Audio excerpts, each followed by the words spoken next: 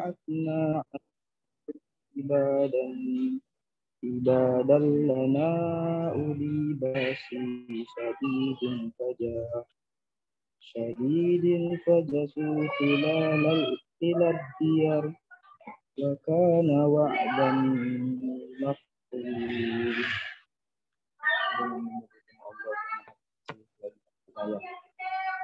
Maha suci Allah yang telah memperjalankan hamba-Nya Muhammad pada malam hari dari Masjidil Haram ke Masjidil Aqsa yang telah kami berkahi sekelilingnya agar kami melihatkan kepadanya sebagian tanda kebesaran kami. Sesungguhnya Dia Maha Mendengar, Maha Melihat. Dan kami berikan kepada Musa kitab Taurat dan kami jadikannya bagi Bani Israel dengan perintah. Janganlah kamu mengambil perintah selain aku. Wahai keturunan orang yang kami bawa bersama Nuh, sungguhnya dia, Nuh, adalah hamba Allah yang banyak bersyukur. Dan kami tetapkan terhadap Bani Israel dalam kitab itu, kamu pasti akan membuat kerusakan di bumi ini 2 kali, dan pasti kamu akan menyombongkan diri dengan kesombongan besar. Maka apabila datang hukuman bagi kejahatan yang pertama dari kedua kejahatan itu, kami datangkan kepadamu hamba-hamba yang kami perkasa. Lalu mereka merajalela di kampung-kampung, dan itulah ketetapan yang pasti terlaksana. Maha benar Allah atas segala firman-Nya.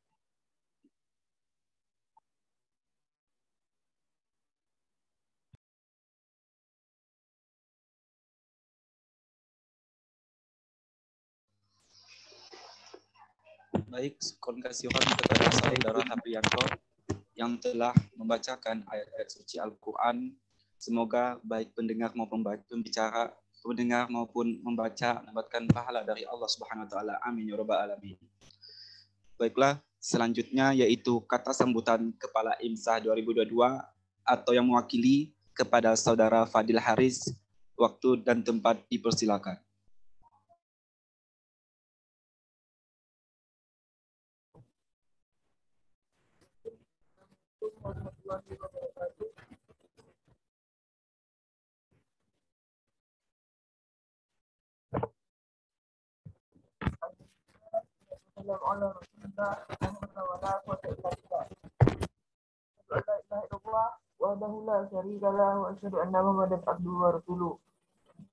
Puji syukur kita panjatkan kehadirat Allah Subhanahu wa taala yang telah banyak memberi karunia rahmat serta hidayah kepada kita semua, hingga kita masih dalam lindungannya dan juga masih mendapat petunjuk serta bimbingannya hingga saat ini.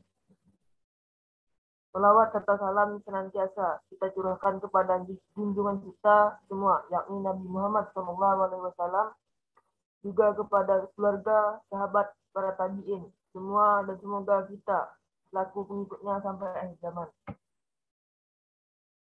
Semoga dengan terus diselenggarakan agenda ini, peringatan Isra Mi'raj Nabi Muhammad SAW akan menambah keimanan dan ketakwaan kita kepada Allah Subhanahu wa taala. Mungkin itu saja dari sambutan saya mewakili Kepala LKMSA. Kurang lebihnya mohon maaf. Wassalamualaikum warahmatullahi wabarakatuh. Waalaikumsalam warahmatullahi wabarakatuh. Syukur kasihuran kepada Bang Fadil Haris yang telah menyampaikan kata sambutannya. Baiklah, acara selanjutnya yaitu yang sangat kita tunggu-tunggu, yaitu kajian materi yang akan dibawakan oleh pemateri yang insya Allah luar biasa, yaitu Al-Mukarram Ustadz Haji Burjansah SAG MPD selaku Ketua Umum PWIK di Kalbar. Baiklah, selanjutnya kajian materi ini akan dipimpin oleh moderator kita, yaitu Saudara Dani Irawan. Kepada Saudara Dani Irawan, waktu dan tempat dipersilakan.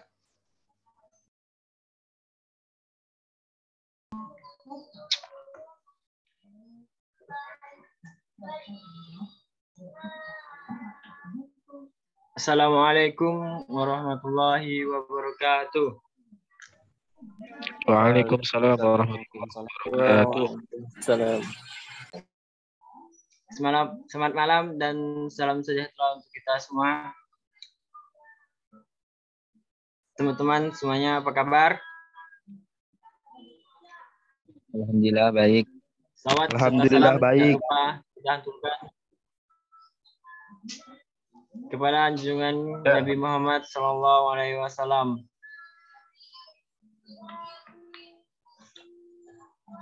Senang sekali, perkenalkan nama saya Dani Irawan selaku moderator yang akan memandu acara Isra Mi'raj kita pada malam hari ini. Ya, langsung saja materinya sudah ada di depan kita.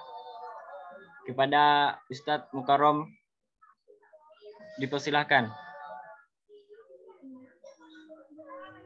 Bismillahirrahmanirrahim. Assalamualaikum warahmatullahi wabarakatuh. Waalaikumsalam warahmatullahi wabarakatuh.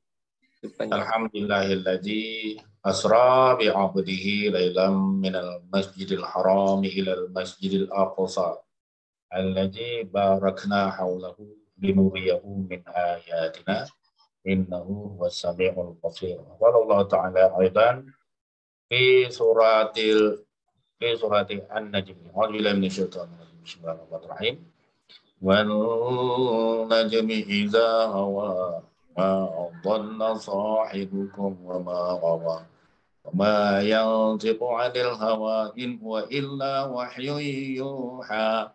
'Allamahu shadidul quwa dzu mirratin fastawa wa huwa bil ufuqil a'la. Thumma dana fatadalla فكان قاب قوسين أو أدنى فأوحى إلى عبده ما أوحى ما كذب الفؤاد ما رأى أفتمارونه على ما يرى ولقد رآه نزلة أخرى عند سدرة المنتهى عندها جنات المأوى إذ يغشى السدرة ما يغشى ما زاغ البصر وما طغى لقد رأى من آيات ربه الكبرى إلى آخر ayat. Yang pertama, sepantasnya kita bersyukur kehadirat Allah atas limpahan rahmanya dan rahimnya. Innahu huwa barrur rahim, selalu melimpahkan rahmatnya untuk kita, tiada henti-hentinya. Kita bersyukur pada Allah atas semua itu, nikmat sehat lahir batin, nikmat sehat fisik dan mental, nikmat iman dan Islam, nikmat dapat menjalankan kegiatan ini melalui teknologi yang canggih ini, dari jarak kita yang jauh dan bertebaran dari mana-mana, namun kita dipersatukan oleh sebuah alat komunikasi seperti ini. Jadi luar biasa. Tidak mengurangi substansi dari kegiatan Isra Mi'raj, kita masih bisa melaksanakannya melalui jarak yang jauh ini. Subhanallah. Dan terima kasih tentunya juga kepada Allah, kita bersyukur dan salawat pada junjungan kita Nabi Muhammad Rasulullah SAW, yang mana dilatar belakangi mujizat Isra Mi'raj ini yang diberikan pada beliau, kita menyelenggarakan kegiatan. Dan terima kasih juga saya sampaikan pada panitia yang telah mengundang atau memberikan kesempatan kami untuk tampil di acara ini. Baik, tentang sholat ini menjadi kebutuhan. Ya. Tentunya kalau kita bicara tentang sholat, dia kebutuhan, bukan hanya sekedar kewajiban. Memang tidak bisa lepas daripada peristiwa Isra dan Mi'raj saat diterimanya perintah sholat itu. Baik, sekarang kita coba melirik sejenak tentang Isra Mi'raj. Ya kan? Isra Mi'raj itu secara pengertian atau terminologinya ya kira-kira ada seperti inilah. Jadi dua bagian dari perjalanan yang dilakukan oleh Nabi Muhammad SAW dalam waktu satu malam. Jadi kejadian ini merupakan satu peristiwa walaupun ayatnya berbeda, satu di surah Al-Isra, yang satu di surah An-Najmi, dijelaskan di dua surah, tetapi peristiwanya satu malam. Karena pada peristiwa ini Nabi Muhammad inti klimaknya nanti adalah mendapatkan satu perintah sholat 5 waktu. Sholat yang diawali 50, selanjutnya berkurang menjadi 5 waktu. Nah, ini gambaran daripada peristiwa Isra Mi'raj. Jadi kalau prediksi peristiwa Isra itu dari Masjidil Haram ke Masjidil Aqsa itu ini asumsi 1.239 km jaraknya ya. Jadi luar biasa jauhnya. Kalau ditempuh pakai pesawat, tentunya ini juga makan waktu lebih kurang beberapa jam. Ya. Kemudian kalau pakai onta, ini berbulan-bulan. Ini dilakukan. Satu malam, sampai di situ hanya dalam waktu sekejap. Tentu kendaraannya kita sudah semua tahu, yaitu burak. Selanjutnya, kita langsung saja menukik kepada peristiwa Mi'raj. Balik yang tadi. Peristiwa Mi'raj itu adalah di mana Rasulullah naik ke langit, dimulai langit pertama, ketemu Nabi Adam, kemudian langit kedua ketemu dengan Nabi Yahya dan Nabi Isa, langit ketiga ketemu Nabi Yusuf, langit keempat ketemu Nabi Harun, langit kelima ketemu Nabi Musa, kemudian langit keenam ketemu Nabi Musa ya, kemudian langit ketujuh ketemu Nabi Ibrahim. Jadi Nabi Yusuf, Nabi Idris, yang tadi lupanya ke Nabi Idris, langit kelima Nabi Harun, langit keenamnya ketemu Nabi Musa, dan yang ketujuhnya ketemu Nabi Ibrahim. Kemudian beliau mampir di Baitul Maqmur, kemudian terakhir di Sidratul Muntaha. Ini jarang diungkapkan kenapa ketemu Nabi Adam itu, apa hikmahnya, apa rahasianya. Ingat ya, Nabi Adam itu orang tertua lah, orang yang dituakan secara roh maupun secara jasad. Kemudian ini yang dihormati tentunya mampirlah Sina di langit pertama. Singkatnya, dialognya tidak usah kita ungkap. Yang jelas, yang kedua hikmahnya adalah seorang nabi yang manusia biasa yang pernah hidup di surga, kemudian akibat satu pelanggaran dosa, yaitu memakan buah kholdi, ya, ini kemudian terusir dari surga. Qulna habitu jami'an. Ya. Diusir dari surga karena satu pelanggarannya hanya makan buah kholdi. Wala taqraba hazihi syajarah. Jangan kau hampir pohon itu. Kemudian dia memakannya atas tertipu bujuk rayu iblis. Kemudian setelah memakan buah kholdi, Nabi Adam dan Siti Hawa terusir dari surga. Bahkan usirannya itu untuk keempat-empatnya. Ular dan juga iblis. Qulna bitu jami'an, kamu keluar, kata Allah. Semuanya kamu keluar dari surga itu. Nah, ini menunjukkan sebuah pembelajaran bahwa di surga itu tidak boleh ada orang yang berdosa masuk ke sana. Dan kalau ada dosa dibersihkan dulu. Ya, diturunkan dulu ke bumi. Nah, anak cucunya nih kita sekarang. Begitu banyak dosa-dosa kita ini. Dosa mata, ya kan? Bagaimana kita tidak berdosa nih, mata kita nih pergi ke Mega Mall, ya, ketemu dengan lawan jenis, terutama ya si Amoy itu misalnya, ketemu dengan pakaian ketat, ketemu dengan pakaian hanya sampai ke lutut atau di atas lutut, nampak paha. Sekali kita pandang, sudah berdosa kita. Diulang memandangnya, sudah banyak dosa kita. Bukankah itu setiap hari ada di depan kita dan gitu kita memandangi kita berdosa. Satu kali berdosa, Nabi Adam terusir dari surga. Bagaimana dengan nasib kita? Masya Allah. Makanya nanti kalau dalam sholat itu menjadi kebutuhan untuk kita minta ampun pada Allah setiap kita sholat. Itu sudah satu dah kebutuhan kita dalam sholat dah nampak. Baik, saya ringkas saja ceritanya. Masih satu lagi yaitu Nabi Yahya. Nabi Yahya itu adalah nabi yang sejak anak-anaknya sudah diangkat jadi nabi. Ini surah Maryam menjelaskan di situ.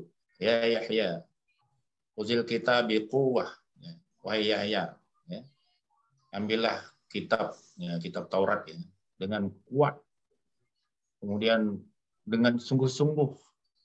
Kemudian konon Nabi Yahya inilah nabi yang sejak anak-anaknya sudah diangkat jadi nabi. Memiliki kecerdasan yang kuat, kemauan yang kuat untuk menghafalkan kitab, Dan terbukti memang sekarang banyak anak-anak yang hafal dengan Al-Quran. Jadi Nabi Yahya itu adalah seorang anak-anak yang sejak anak-anak sudah diangkat jadi nabi. Dan ceritanya panjang. Singkatnya, fatwa Nabi Yahya itu pernah diminta oleh seorang raja Yahudi, bagaimana pendapatmu kalau saya menikahi kembali mantan istri saya yang sudah saya talak 3? Kata Nabi Yahya, tidak bisa. Tetapi raja maksa mau menikah istri yang talak 3 itu kan tak boleh, harus nikah dulu dengan laki-laki lain. Maka marah rupanya mantan istri raja ini akhirnya, namun raja bersikeras untuk menikah istrinya dan cintanya sudah bulat, maka tekad raja untuk menikah istrinya minta syarat, kalau kamu nikahi saya, syaratnya mas kawinnya kepala Yahya. Maka akhirnya Yahya dibunuh saat sholat, ya kan? Dibunuh saat sholat, diambil kepalanya, kemudian kepalanya berbicara terus, tidak boleh nikah, tidak boleh nikah. Sampai pun nanti mukjizatnya itu luar biasa. Sampainya perempuan yang mau nikah pun nanti tenggelam ya oleh gempa, kemudian kepalanya tertahan di kerajaan itu, dan akhirnya wanita itu pun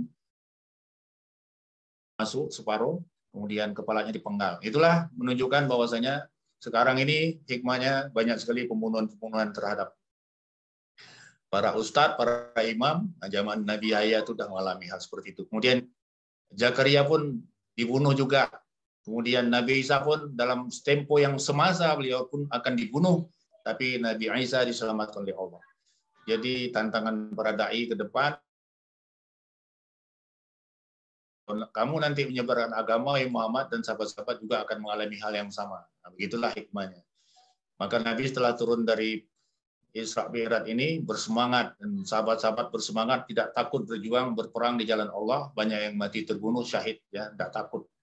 Karena nanti akan mendapatkan surganya Allah. Baik, itu hikmah-hikmah yang terkandung dalam pertemuan dengan Nabi. Yang lain-lainnya tidak perlu saya ungkap, nantilah di waktu yang akan datang. Singkatnya, begitu Nabi sampai ke Baitul Maqmur, kemudian di sana beliau melihat adanya malaikat yang tawaf di Baitul Maqmur, Ka'bahnya para malaikat. Baik, dilanjutkan perjalanan sampai ke Sidratul Muntaha. Nah, Sidratul Muntaha ini adalah tempat yang tertinggi, batas terakhir manusia, yaitu Rasulullah SAW. Setelah itu tidak boleh lagi lewat dari batas itu. Itulah batas terakhir.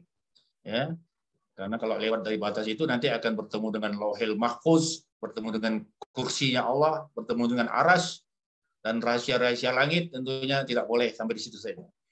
Pada saat itu Nabi bertemu di tempat itu dengan Allah, jaraknya menurut Ibnu Qayyim dalam surah An-Najmi. Ya, tadi kalau dibaca oleh qori kita tadi adalah surah Al-Isra, sekarang Mi'rajnya itu di surah An-Najmi ayat 1 sampai ayat 18 itu membicarakan tentang Mi'rajnya Nabi, naik ke langit.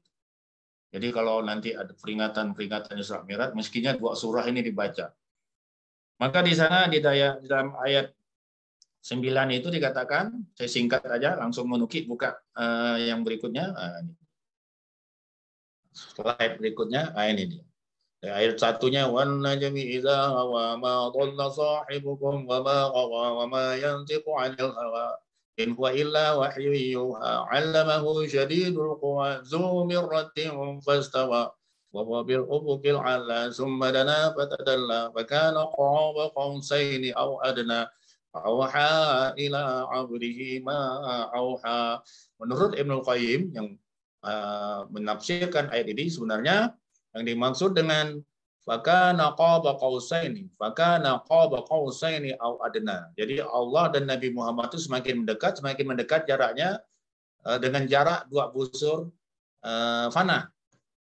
Jadi dekat sekali. Kalau busur panah itu 1 meter, maka 2 busur panah jarak antara Allah dengan Nabi Muhammad Rasulullah SAW hanya 2 meter saja. Ya.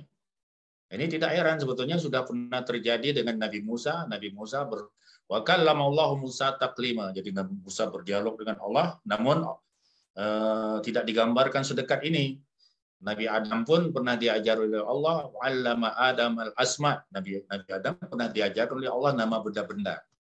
Waktu Nabi Adam berada di surga. Nabi Musa pernah berdialog dengan Allah. Nabi Muhammad dipanggil naik ke Sidratul Muntaha. Dekat jaraknya di dalam ayat 9 surah An-Najm ini. Dekat jarinya digambarkan yaitu sejarah dua busur panah. Kemudian pada saat sebelum Pak Wahaila abdihi auha, sebelum wahyu disampaikan, tentunya pada saat di zona atau di zona di mana Allah menjadikan Rasulullah sebagai tamu, tentunya tamu yang masuk wilayah di mana Allah dekat di situ. Kalau kita ibaratkan, kalau kita bertamu dengan presiden, tentulah yang datang yang memberikan sapaan. Maka Rasulullah Muhammad SAW menyapa Allah dengan sapaan, bukan Assalamualaikum warahmatullahi wabarakatuh. Ini untuk sesama manusia boleh, Assalamualaikum warahmatullahi wabarakatuh. Tetapi sapaan Rasulullah kepada Allah, say hello-nya kepada Allah itu adalah yaitu at-tahiyatul mubarakatus shalawatut thayyibatulillah. Inilah sapaan Rasulullah kepada Allah, ya, salam Rasulullah kepada Allah nanti diabadikan dalam setiap sholat kita. Ini dialognya Allah, Rasulullah kepada Allah, salamnya Rasulullah kepada Allah. Yang artinya at-tahiyatul mubarakatus shalawatut thayyibatulillah itu artinya at-tahiyatu segala kehormatan, semua yang paling terhormat itu. Bukan hanya satu, semua at-tahiyatu jamak, semua kehormatan, at-tahiyatul mubarakah, segala yang baik-baik, baik di dunia maupun di akhirat maupun di surga nanti, semua yang baik-baik itu al-mubarak. As-salawatu, dan segala doa-doa dan sembahan-sembahan thayyibah yang baik. Salat at-tahiyatul mubarakatu salawatu thayyibatu yang baik-baik lillah, hanya milik Allah, kata Rasulullah SAW. Kepada Allah, di hadapan Allah itu diucapkan. Lantas kemudian dalam jarak yang dekat begitu Allah menjawab salam Rasulullah dengan ucapan Assalamualaikum ayuhan nabiyyu warahmatullahi wabarakatuh. Salam sejahtera atas engkau wahai Nabi. Assalamualaikum ayuhan nabiyyu warahmatullahi, dan rahmat Allah.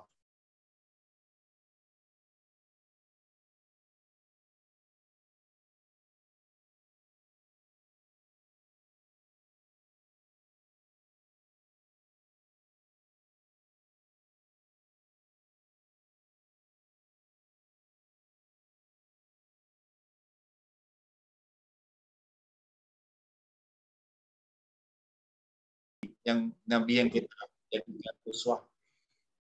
Subhanallah. Nah, ini ya. Kemudian para jamaah sekalian, fauha ila abdihi ma'auha. Kemudian Allah menyampaikan wahyu kepada hambanya ma'auha. Apa yang ingin disampaikan oleh Allah. Apa wahyu itu? Yaitu perintah salat. Hai Muhammad, aku wahyukan kepada kamu dan umatmu mendirikan salat 50 kali, 50 waktu dalam sehari semalam. Apa jawab Rasulullah? Labbaik. Saya terima ya Allah. Laksanakan. Ini hebatnya Rasulullah SAW menerima. Sampai ketemu Nabi Musa, baru kata Nabi Musa, tak mampu umatmu Muhammad. Turunkan ya, minta pada Allah. Nabi Muhammad memandang Jibril. Kemudian lanjutnya Jibril mengatakan kalau memang engkau mau meminta turunkan, ya boleh menghadap Allah, menghadap lagi Allah. Ya Allah, umatku tak mampu ya Allah, 50 ini tolong turunkan ya Allah. Kurangi sedikit, maka dikurangi 40. 40 Rasulullah menjawab lagi, siap, labbaik. Begitulah sikap Rasulullah kepada Allah, akhlak Rasulullah kepada Allah, mengatakan labbaik wa saddaik. Kami terima, kami laksanakan, kami benarkan. Sampai akhirnya yang kelima, tapi terakhir yang 5 rakaat barulah Rasulullah tidak mau lagi naik. Ada hikmah di dalam sini.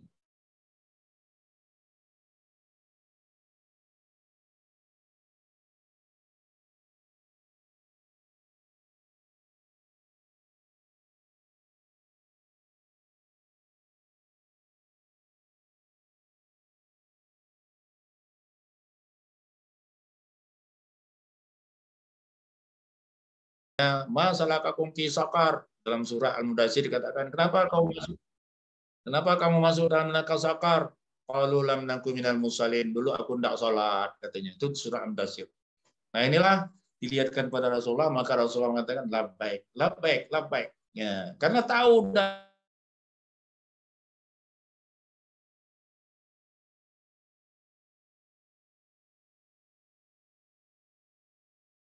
Allah yang Maha Penyayang mendengar permintaan Nabi diturunkan tinggal 5. Namun kata Allah yang 5 tidak bisa berkurang lagi, wahai Muhammad. Yang 5 waktu ini tetap aku ganjari masing-masing satu kali engkau mengerjakan salat, umat mengerjakan salat, aku ganjari 10. Nah, jadi ini hadis sahih di dalam kitab Tafsir Ibnu Katsir. Jadi kalau kita memahami salat berjamaah di masjid itu 27 derajat, maka harusnya dikalikan 10. Jadi kita sholat di masjid berjamaah itu menurut logikanya 10 kali 27.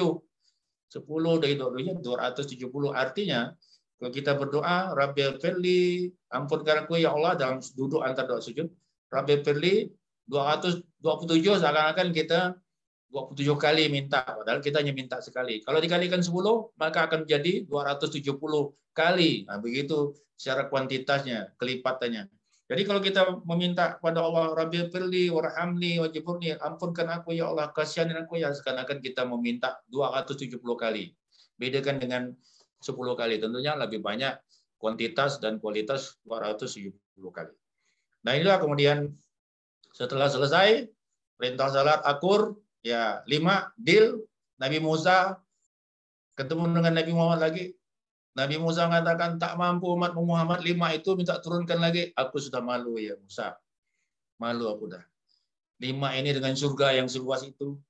Ya, 5 aja bisa masuk surga, jadi malu. Tapi bagaimanapun Rasulullah tetap bersyukur dan akhirnya ditambah dengan salat sunnah. Akhirnya kalau dikumpulkan jumlah salat sunnah itu akhirnya tetap juga 50. Ya, misalnya qabliyah ba'diyah, salat sunnah rawatib, tambah salat duha, tambah salat tahajud, tambah salat cikharah, tambah salat sunnah wudhu, tambah salat sunnah tahiyatul masjid, tambah salat sunnah mutlak, akhirnya dikumpulkan juga 50 bagi yang mau sunnah, tapi yang wajib 17. Kemudian turun ke bawah, ya turun ke bumi, didakwahkanlah kepada seluruh umat manusia dan tidak takut-takut lagi Rasulullah, bahkan begitu punya kekuatan mengirim surat kepada raja-raja. Tujuannya bukan untuk menguasai daerah-daerah atau negeri-negeri itu. Tujuannya agar manusia itu masuk surga. Surga yang pernah dilihat oleh Rasulullah, itu tujuan dakwah Rasulullah itu. Menyelamatkan manusia. Maka dikatakan bahwa Islam itu, dakwah Rasul itu adalah dakwah rahmatan lil alamin. Maksudnya memberikan penyebaran dakwah itu agar manusia mendapat rahmat di dunia dan dapat rahmat di akhirat. Masuk surga semua. Begitu tujuan dakwah Rasulullah SAW. Nah, selanjutnya kita udah mulai masuk ke tema substansi. Begitu di bumi, sholat ini, bagaimana hubungannya sholat ini, bab berikutnya ini, bagaimana hubungan sholat ini dikatakan sebagai kebutuhan. Tadi sudah jelas ya, bahwa kita banyak dosa. Nabi Adam 1 kali berdosa terusir dari surga. Nah, tentunya kebutuhan kita adalah kepada Allah agar mendapatkan ampunan, itu yang pertama. Kalau kita banyak dosa, tidak bisa masuk surga kita. Surga yang pernah dilihat oleh Rasulullah SAW. Jadi kita sholat itu tujuan utamanya dari ridha Allah. Yang kedua adalah mendapat ampunan itu. Jadi kebutuhan kita adalah mendapat ampunan dan ridha dengan sholat itu. Karena Allah dalam surah Taha mengatakan, Innani ana Allah. Sungguhnya aku ni Allah. La ilaha illa ana. Ayat 14 surah Taha. Tiada Tuhan selain saya, kata Allah. Fa'bud ini, maka sembahlah aku. Bagaimana cara yang menyembah Allah itu? Yaitu aqimis sholata li zikri. Dirikan salat untuk mengingatku.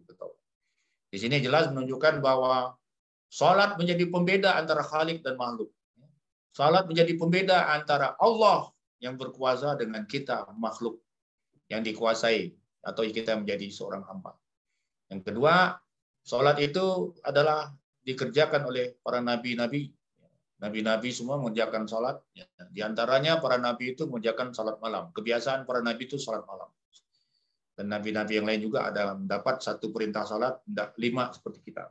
Tapi yang jelas kalau salat malam itu semua para nabi melakukan. Ya ayyuhal muzammil qumil laila illa qalil. Itu kata Rasulullah dalam menjelaskan salat malam bahwasanya kerjakanlah salat malam karena salat malam itu kebiasaan para nabi.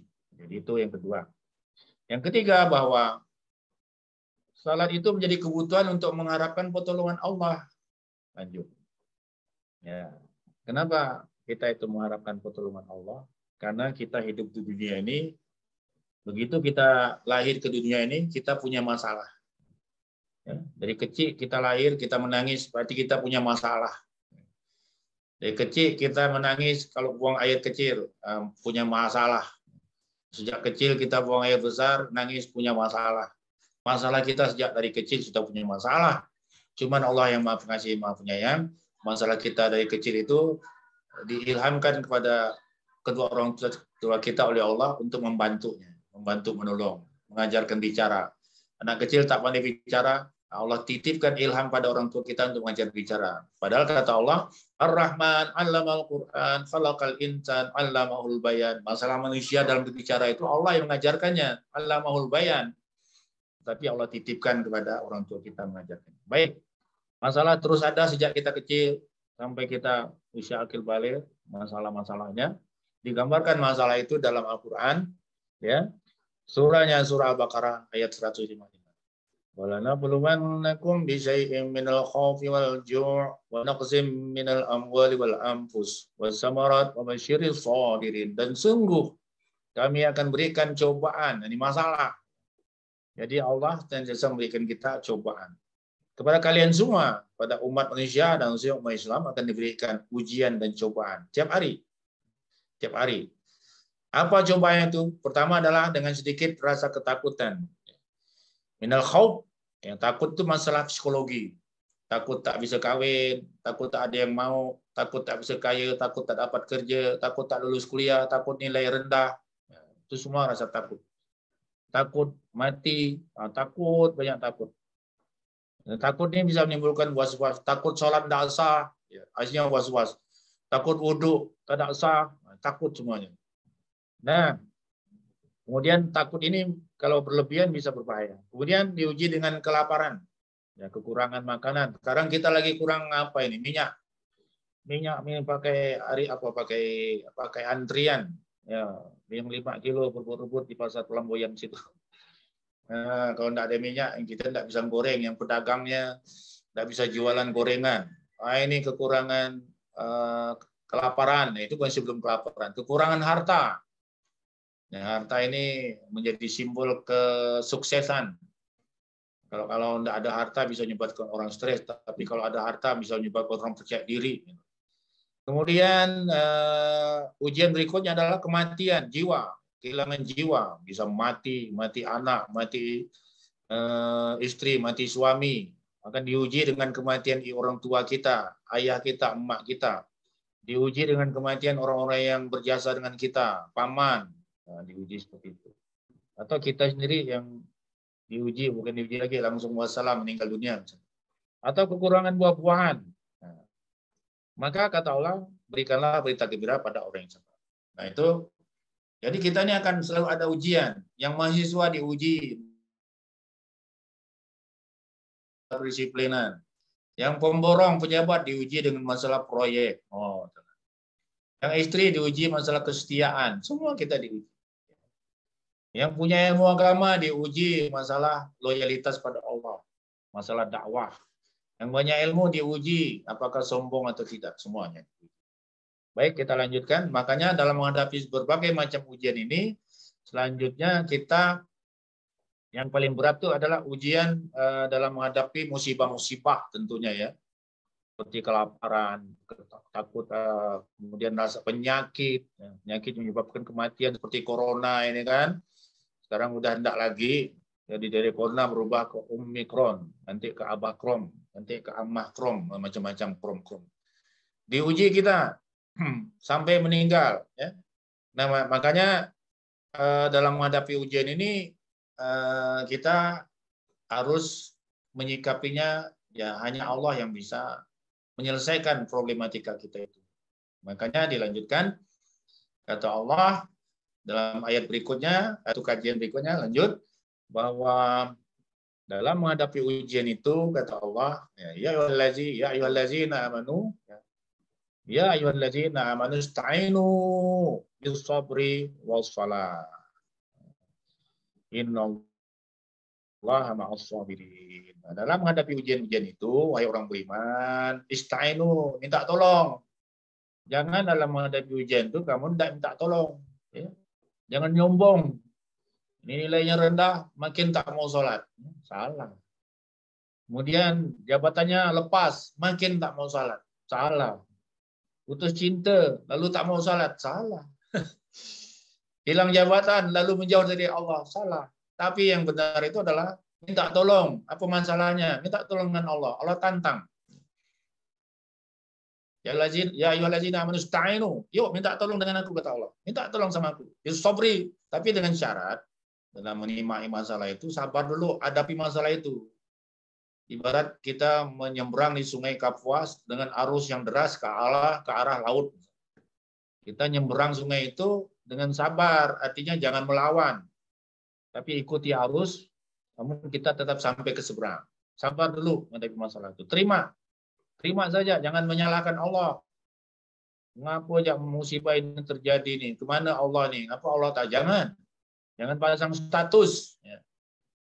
Terima ya dulu. Wasta'inu, minta tolong dengan Allah, tapi tetap terima musibah itu. Nah, ngadukannya kemana? Jangan masang status di medsos. Ngadukannya wasalah.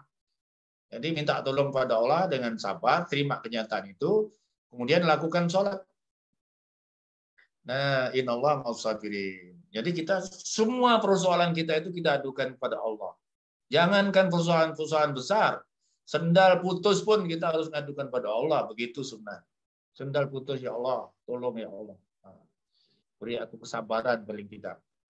Tengah jalan sendal putus, bukan hal yang biasa itu, hal yang luar biasa kalau kita berzikir pada Allah. Ya Allah, sendal hamba putus, ya Allah, walaupun murah, namun Anda perlu ini, kalau dapat di lain waktu, ya Allah, peliharakan, jangan sampai putus di tengah jalan. Sakit saya berjalan, ya Allah.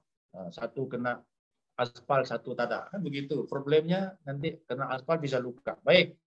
Oleh karenanya, kita jadikan dulu masalah itu sebuah masalah yang kita terima, namun kita jangan mengabaikan Allah. Kita minta tolong pada Allah, lalu kita sholat. Dirikan sholat.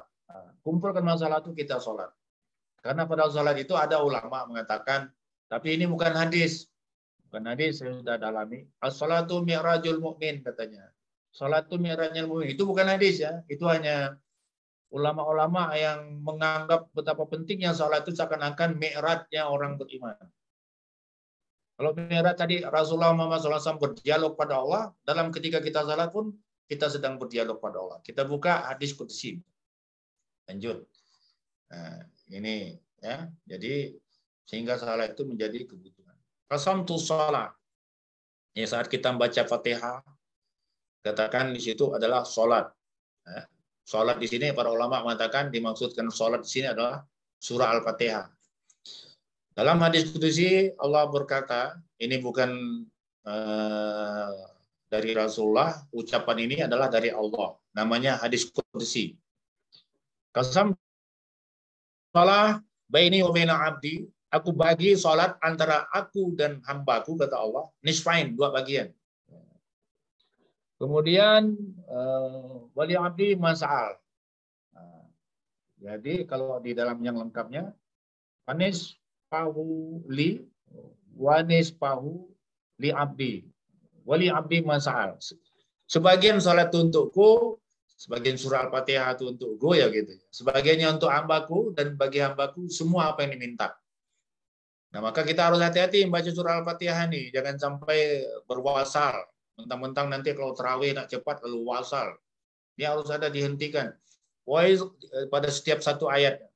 Faiza qala al-'abdu alhamdulillahi rabbil alamin. Ketika seorang hamba mengatakan segala puji bagi Allah dan terus minta alam, Tuhan pencipta alam ini, Tuhan perawat, pemelihara alam ini, Tuhan memfasilitasi alam ini untuk manusia, pemilik, bahkan kalau nanti dunia kiamat Allah akan menghancurkannya. Allah milik alam ini, milik Allah. Kita puji Allah diiringi dengan cinta. Jadi ya, kalau memuji ini perlu nih kita diiringi dengan rasa cinta. Ada pujian tapi tak diiringi rasa cinta. Misalnya saya memuji artis, artinya cantik, kaya, terkenal, selebriti, viral. Saya memuji karena suaranya bagus misalnya. Bagus suaranya, tapi saya tidak mencintainya, hanya memuji saja. Bagus suara Krisdayanti, bagus suara Rosai, saya hanya memuji, tapi tidak mencintainya. Bagus suara Bro Rife Solima, saya hanya memuji. Yang Ahwat memuji Misalnya Afgan, bagus seorang Afgan, tapi tidak bisa mencintainya, tidak mencintai, hanya sekedar memuji. Tapi kalau pujian dengan diri yang rasa cinta itu bagaimana? Nah, tentulah ngefans, berat, kirim hadiah dan sebagainya. Itu beda. Nah, begitulah kalau kita ingin memuji Allah, alhamdulillahirabbil alamin ini harus disertai dengan cinta, ya. Jadi bukan hanya pujian. Ya, tidak cukup kalau memuji Allah itu dengan hanya verbal, hanya kata-kata, tapi diiringi rasa cinta. Kenapa harus diiringi rasa cinta? Karena Allah sangat baik dengan kita. Di alam rahim kita tadi pantau oleh Allah kejadian kita ini. Berot nak muka kita ni, sombeng tak bibir kita ni, dikontrol oleh Allah sejak alam rahim. Kalau sombeng betul kan kata Allah. Malaikat lapor, ya Allah hidungnya pesek, mancungkan kata Allah. Maka hidung kita pun mancung. Matanya bagus nih.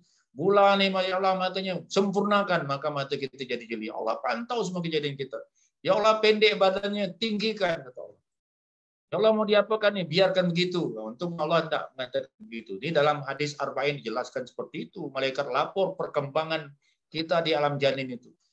Maka kita memuji Allah diiringi rasa cinta dan terima kasih. Ya Allah, aku cinta padamu karena engkau mencintai aku sehingga aku jadi seperti ini. Kalau kita membaca Al-Fatihah di ayat seperti itu, Alhamdulillahirabbil alamin, berhenti koma. Maka apa kata Allah? Ketika seorang hamba memujinya dengan penuh rasa cinta, Allah menjawab hambanya itu dengan kalau Allah Ta'ala, ya. Kata Allah, hamadani abdi. Kalau Allah Ta'ala, hamidani abdi. Ini hambaku ini sedang memuji aku. Ini bahasa hadis, hamidani abdi. Hamidani abdi. Tetapi kalau kita buka surah Al-Baqarah, ayat 153 misalnya. Di sini lebih seru lagi kalau kita hubungkan dengan surah Al-Fatihah. Kata Allah, wazkuruni azkurkum. Maka ingatlah aku akan mengingat kamu. Kalau bahasa Jawanya, nyebut. Nah, nyebut. Wazkuru itu artinya sebut namaku. Wazkuruni, kau sebut namaku. Azkurkum, aku akan sebut namamu. Ketika kita sholat, membaca Alhamdulillahirabbil alamin. Kita akan terasa nikmat kalau mengkirakan atau berhusnuzan kepada Allah. Ketika kita menyebut nama Allah, kita bayangkan Allah juga, kita sangkakan baik saat itu berdasarkan ayat Quran tadi, wazkuruni azkurkum, Allah juga menyebut nama kita bayangkan. Jika burhan syah sembahyang, baca surah Al-Fatihah, Alhamdulillahirabbil alamin, Allah menjawab, burhan syah.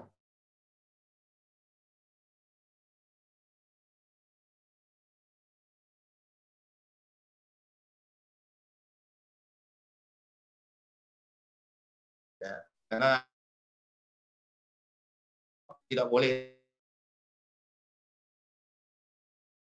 alamin, berhenti, jeda. Bukan Allah itu tidak bisa mempercepat menjawabnya, maha perkasa Allah, tetapi kitalah yang punya akhlak. Bagaimana kalau kita ngomong dengan pimpinan, ngomong dengan dosen, tak berhenti-berhenti ngomongnya. Misalnya begini, Pak, saya nak hantarkan tugas, Pak. Tugas ini, Pak, jumlahnya 20 lembar, terdiri dari sekian Bapak. Saya ini bekerja kelompok sekian panjang, cerita tak berikan jeda bagi dosen untuk jawab. Apa kata dosen pada orang yang ngomong seperti itu, mahasiswanya? Kau ini gila, apa ngomong tak sambung, tak ada. Ada jeda-jeda. Kalau orang baca Fatihah di malam-malam salat tarawih dengan cepat seperti itu ya. Alhamdulillahirabbil alamin arrahmanir rahim maliki yaumiddin iyyaka na'budu wa iyyaka nasta'in ihdinas siratal mustaqim siratal ladzina an'amta 'alaihim ghairil maghdubi alaihim waladdallin. Bagaimana? Jedanya itu tak ada. Allah bisa ya jawab, tapi kita tak punya akhlak. Makanya banyak ulama mengatakan surah Fatihah itu jangan diwasal. Begitu juga ketika seorang hamba mengatakan, qala abdi ar-rahmanir rahim. Qala ar-rahmanir rahim. Ketika seorang hamba mengatakan, Allah yang Maha Pengasih lagi Maha Penyayang. Qala Allah Ta'ala isna alayya abdi. Dipujinya aku 2 kali aku dipuji si Burhan Syah itu. 2 kali aku dipuji oleh si Fulan itu. 2 kali aku dipujinya. Allah sebut nama kita. Allah banggakan kita. Ini yang rahasia yang sehingga nanti kalau kita merasakan ini, kita membutuhkan untuk selalu salat, membutuhkan Allah menyebut nama kita. Belum sampai kebutuhan yang kita inginkan. Tapi ini kebutuhan ketenangan. Wa qala Malik yaumiddin. Ketika seorang hamba mengatakan Malik yaumiddin, Allah raja dari pembalasan. Qala, berkata Allah, majaddani abdi. Wa qala marratan fawadda ilayya abdi. Ini hambaku ini benar-benar mengagungkan. Kalau tadi memuji, kalau mengagung-agungkan itu artinya malah menyanjung-nyanjung. Ini si Burhansa, ini si Fulan ini menyanjung-nyanjung aku. Dan dia menyerahkan semua urusannya kepadaku. Ya. Allah menjawab. Faiza qala iyyaka na'budu wa iyyaka nasta'in. Ketika seorang hamba mengatakan hanya kepada Engkau kami menyembah. Hanya kepada Engkau kami memohon pertolongan. Qala, berkata Allah, hadza baini wa baina abdi. Ini adalah komitmen antara hambaku dengan aku, antara aku dengan hambaku. Kalau hambaku ini benar-benar menghambakan dirinya padaku, ia kena budu itu benar-benar diucapkannya, dan dia menghambakan diri sepenuhnya dengan aku, maka dia akan mengatakan, wah iya, ini untukku, kata Allah. Ku pegang komitmen dia ini. Wah iya, karena stain. Dan hanya kepada Engkau kami memohon pertolongan. Wali abdi mas'al. Apa yang nak dibutuhkannya ini apa nih? Ia kena budu. Dia menghambakan diri pada aku nih.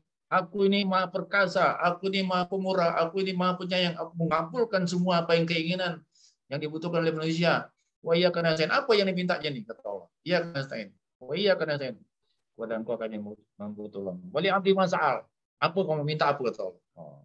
Yang tak boleh diminta nih, cuman tak boleh minta orang lain dapat celaka saja kalau habis sembahyang. Tapi kalau minta yang baik-baik, Allah mengkenan. Qala, kemudian apa mau dipintanya, kata Allah? Apa yang dipintanya? Wali abdi masal. Apa yang dipintanya akan penuh. Faiza qala al-abdi ihdinas siratal mustaqim.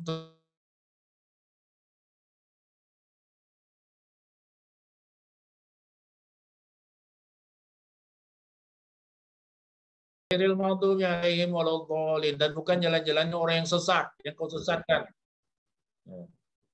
Apa kata Allah?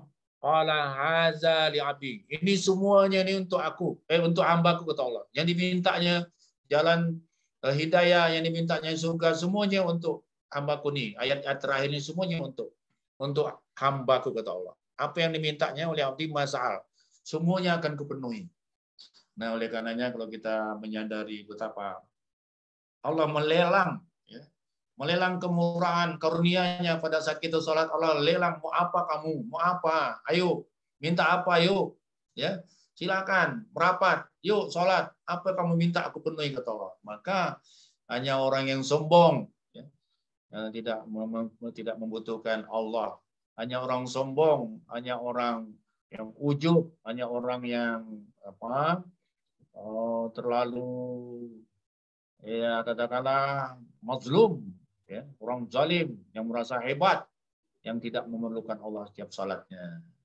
Jadi itulah mungkin yang dapat saya sampaikan. Sudah sampai waktunya, ya insyaallah masih ada. Jadi kepada kita ini sebagai kesimpulan ini, salat ini dianggap penting oleh Allah sehingga Rasulullah Muhammad SAW itu dipanggil naik ke langit, lewat langit ke-7, lewat Baitul Maqmur sampai ke Sidratul Muntaha. Kenapa? Karena dianggap penting salat itu. Nabi Muhammad sendiri ketika akan dilaksanakannya peristiwa Isra dan Mi'raj itu, mengalami banyak masalah, meninggal istrinya, meninggal pamannya, yang berat itu 2 orang ini yang menjadi pelindung, satu jadi pelindung yaitu pamannya pelindung sehingga orang-orang tak berani mengganggu Nabi, dan istrinya menjadi penghibur di dalam rumahnya sehingga Nabi selalu tenang berada dengan Siti Khadijah. 2 orang ini meninggal dunia, tekanan makin berat, masalah makin dahsyat. Pergi dakwah ke Taif, dihajar, dilempar, lari. Larinya Rasulullah mengeluh, akan kemana lagi engkau bawa aku ini, ya Allah, langkah kakiku ini. Yang penting engkau tidak marah. Aku sudah dakwahkan di Mekah, namun aku ditolak. Orang marah, aku tidak peduli. Meskipun orang marah di sana di Mekah, jangan engkau marah padaku ya Allah. Aku sudah pergi ke tempat ini, ke Ethiopia ditolak. Aku pergi ke Taif ditolak dakwaku di sini. Nah, kemudian yang penting engkau tidak marah ya Allah. Rasulullah mengeluhkan ini pada Allah, lalu dihadiahkan Isra dan Mi'raj, dipertemukan dengan para nabi. Ternyata masalah nabi-nabi itu besar-besar juga rupanya ya. Ya kita pahami Yahya dipenggal kepalanya, Zakaria dibunuh dengan digergaji, Nabi Isa mau dibunuh, Nabi Yusuf dimasukkan sumur, dibuang, dikucilkan oleh saudaranya, ya kan? Kemudian Nabi Idris itu gambaran orang yang hebat, ya, pandai berteknologi. Ya, hasil ciptaan Nabi Idris itu adalah jahit menjahit. Nabi Harun orang yang pandai retorika, berani berdakwah di hadapan Fir'aun. Nabi Harun diminta oleh Nabi Musa minta pada Allah agar Harun diangkat jadi nabi karena kehebatan pidatonya, kehebatan daripada retorikanya. Nabi Harun minta, ya Allah jadikan Harun temanku untuk berdakwah. Jadi Harun diangkat jadi nabi. Nabi Musa lebih seru lagi, banyak masalahnya.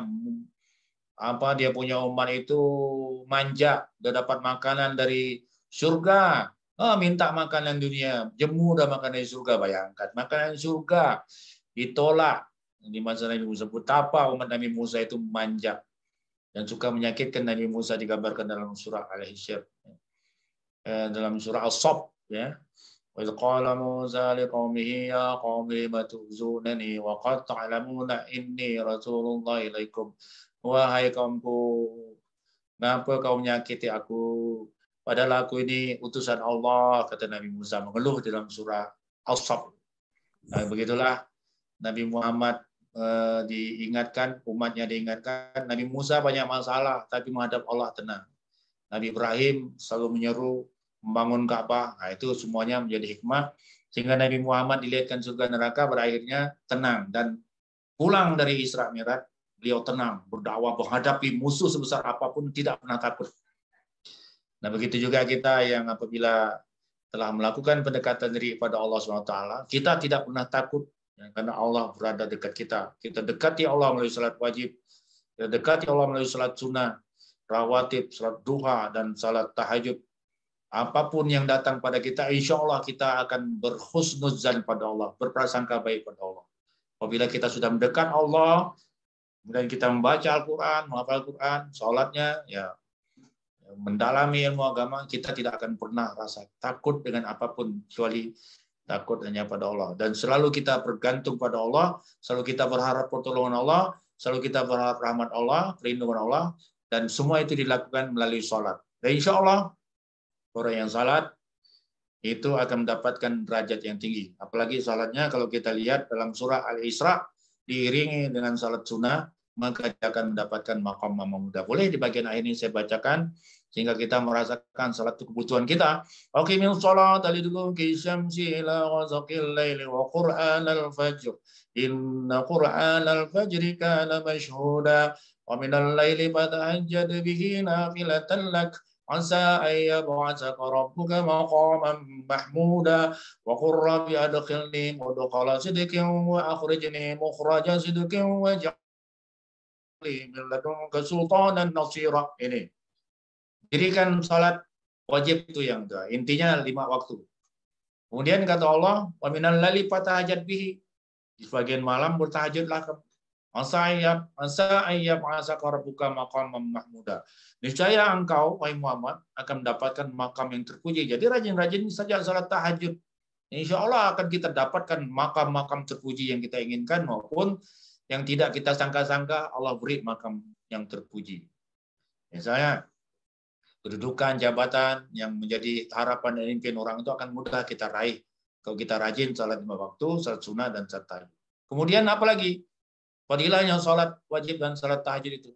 Wa qur rabbi adkhilni mudkhalan sidqin wa akhrijni mukhrajan sidqin waj'alni min ladunka sultanan nasira. Yang pertama, kata Allah, akan wa qur rabbi adkhilni mudkhalan sidqin, akan dimasukkan ya dalam komunitas dan akan dimasukkan, akan dipertemukan tempat-tempat yang baik. solusi terbaik dari permasalahannya, kemudian organisasi atau jamaah-jamaah terbaik, rezeki terbaik, itulah dia. Luas sekali, semua yang baik-baik.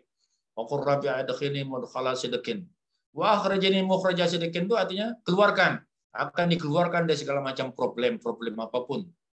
Keluar dari segala macam problem. Ada juga yang ulama mengatakan akan dimasukkan ke dalam kubur dengan dalam keadaan baik, akan dikeluarkan di hari kiamat nanti yaumil mahsyar dalam keadaan baik. Sidqin. Nah, yang terakhir yang paling dahsyat ini. Wa qur rabbi adkhilni mudkhala sidqin wa akhrajni mukhraja.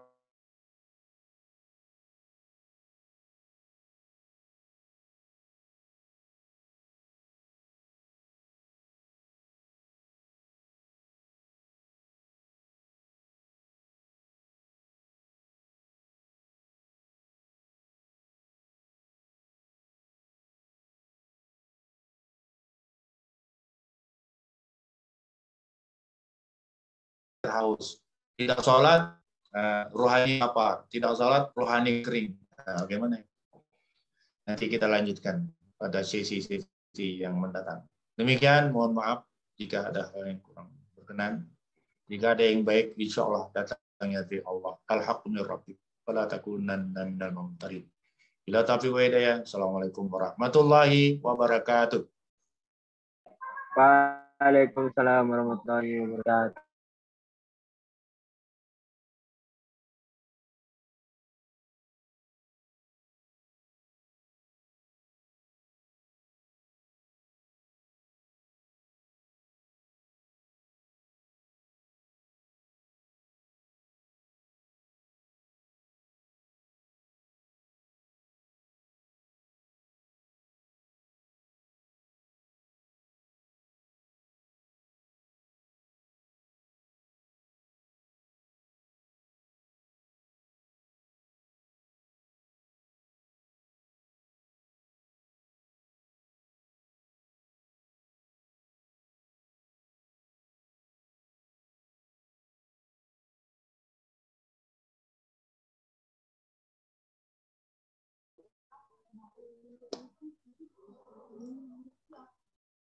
Baik, selanjutnya yaitu doa yang akan dibimbing oleh Saudara Rifki Nufaizi.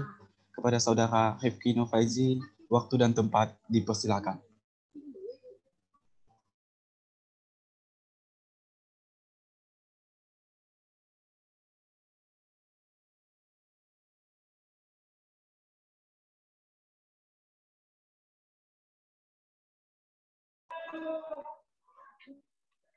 Assalamualaikum warahmatullahi wabarakatuh.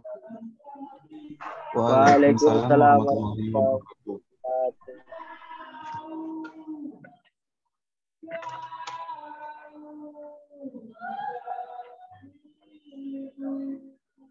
Bismillahirrahmanirrahim.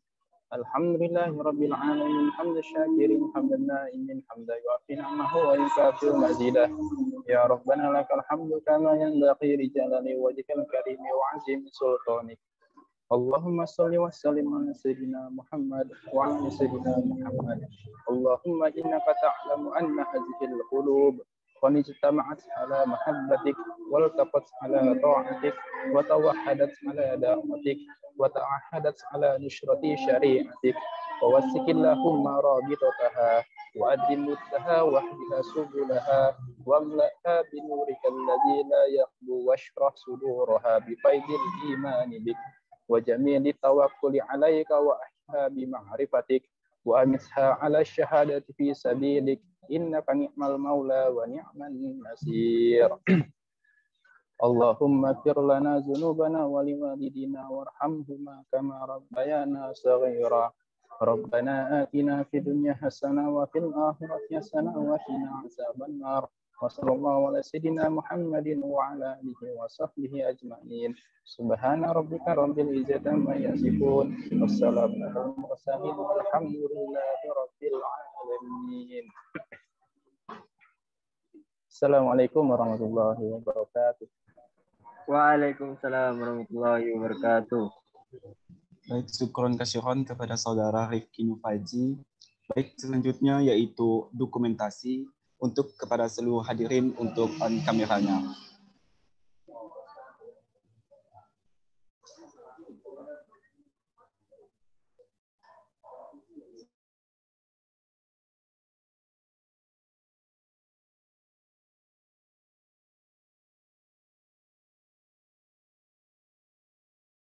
Untuk hadirin untuk on kameranya, hitungan 3, 1, 2, 3. Baik, syukur kasiron kepada hadirin. Selanjutnya yaitu penutup. Sebelumnya saya ucapkan syukuran kasiron kepada hadirin yang telah menyempatkan waktunya menghadiri kegiatan pada malam hari ini, yaitu kajian Isra Mi'raj hingga selesai. Sebelumnya saya ucapkan permohonan maaf saya apabila ada salah kata dan kehilafannya, karena yang salah datangnya pada dari diri saya sendiri, yang benar datang dari Allah Subhanahu wa taala. Izinkan saya untuk menyampaikan sebuah pantun.